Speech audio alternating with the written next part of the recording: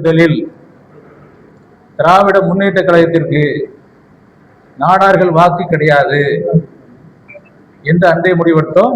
அதை இங்கு பேசுவதற்கு தான் இந்த கூட்டம்.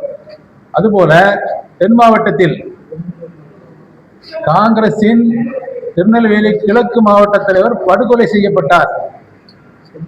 செய்யப்பட்டு கிட்டத்தட்ட 2 வருடங்களுக்கு மேல ஆகிப்போச்சு. அந்த நெருக்கத்திலேயே முதல்வர் செல்லுக்கும் தலைமை காவல் இயக்குனர் அலுவலகத்துக்கும் நேரில் சென்று மனு கொடுத்தோம். இதுவரை கொலையாளிகளை கண்டுபிடிக்கப்படவில்லை. அவர் ஒரு கிறிஸ்தவ நாடார். திமுக நாங்க கிறிஸ்தவ சிறுபான்மை இனத்திற்கு நாங்க தான் பாதுகாப்புன்னு சொல்றாங்க. அப்பட்டமான பொய். இறந்தவர் கிறிஸ்தவர், அவருக்கு எந்த விதமான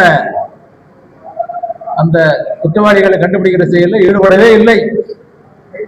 நான் இன்று சொல்றேன், இந்த பிரஸ் மீட்ல இறந்தவர் காங்கிரஸ்காரர், காங்கிரஸ் மாவட்ட தலைவர்.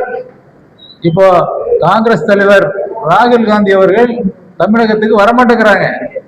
ஏன்? தனது மாவட்ட தலைவரே கொண்டுட்டாங்க. தனது மாவட்ட தலைவரே கொண்டுட்டாங்க. அப்படிங்கிறதுலதான் தமிழ் சமுதாயம் அப்ப திட்டமிட்டு தேர்தலுக்கு முன்னாடி இந்த தமிழ் சமுதாயத்தை மோதவிட வேண்டும் என்பதுதான் இந்த அரசு திட்டம். அரசே திட்டம் போட்டு அரசு இயக்குகின்ற திருவாளர் ஸ்டாலின் அவர்கள் திட்டம் போட்டு இந்த சாதி மோதலை உருவாக்குவதுதான் ஆலங்குளம் துப்பாக்கி சூடு.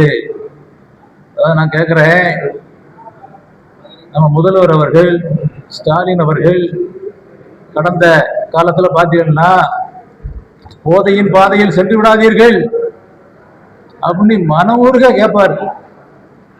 மக்கள் எல்லாம் என்ன நினைச்சாங்கன்னா டாஸ்மாக்கு போகாதீங்கன்னு சொல்றாங்களோ அப்படின்ட்டு பார்த்தா இவரு கஞ்சா அப்படின்னு வைக்கிறதுக்கு சொல்றாரு. விளம்பரங்க, தமிழ்நாட்டுல கஞ்சா அப்படின்னா விற்பனைக்கு திறந்து விட்டோம், நீங்களாம் வாங்கிடுங்க விளம்பரம். ஆக ஒரு முதல்வர் கஞ்சாவுக்கு விளம்பரம் செய்கின்ற அவல நிலை.